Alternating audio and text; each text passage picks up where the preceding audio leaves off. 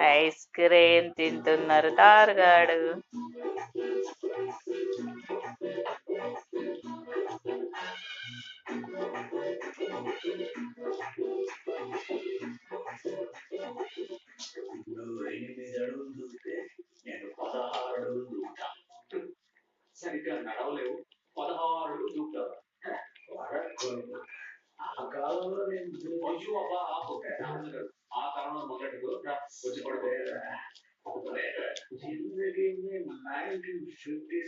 కొద్దిగా ఉంది అంతా నాకేసంగా.